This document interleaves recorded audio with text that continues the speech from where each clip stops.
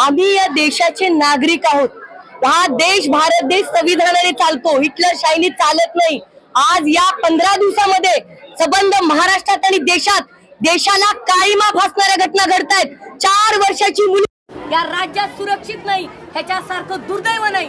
हा छत्रपती शिवाजी महाराजांचा, डॉक्टर बाबासाहेब आंबेडकरांचा महाराष्ट्र आहे। या देशामध्ये संविधानाने राज्य चालतं, परंतु ही परिस्थिती बदललेली आहे। आज मुलगी महिला सुरक्षित नाही। तुमच्या 1500 रुपयाची अगरबत्ती या सरकारची आम्हाला नकोय।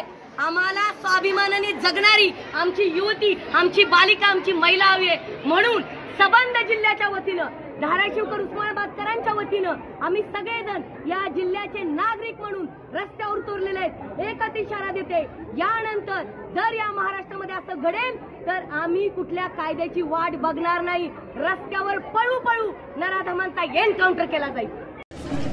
सर्वप्रथम आमच्या शाळेने आम्हाला ही संधी दिल्याबद्दल धन्यवाद। तर आम्ही इथे मोर्चा काढण्यासाठी आलेलो आहोत। तर जे काही काल झालं किंवा आधी होत आहे ते सगळं चुकीचं आहे। फक्त सरकारला पैसे मिळतात म्हणून ते सर्व आमच्यावर झालेले बलात्कार ते आम्हाला सांगत नाहीत, म्हणजे कळू देत नाहीत। हे सगळं चुकीचं आहे। हे कधीपर्यंत चालणार? जर सरकारला फक्त पैसाच पाहिजे तर मग हे सगळं अन्याय बलात्कार होतच राहणार। सरकारने जर एका दिवसात नोटबंदी होऊ शकते, जर एका दिवसात लॉकडाऊन पडू शकतो, तर मग त्याच दिवशी ज्या दिवशी बलात्कार झाला त्याच दिवशी त्या आरोपींना सजा का होऊ शकत नाही? सरकार काय करत आहे? त्यांना कळत आहे का? हे सर्व चुकीचं आहे आणि हे बंदच झालं पाहिजे।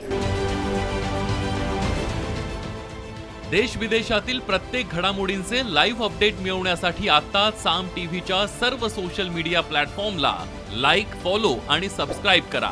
तसंच सर्व नोटिफिकेशनसाठी बेल आयकॉन प्रेस करायला विसरू नका।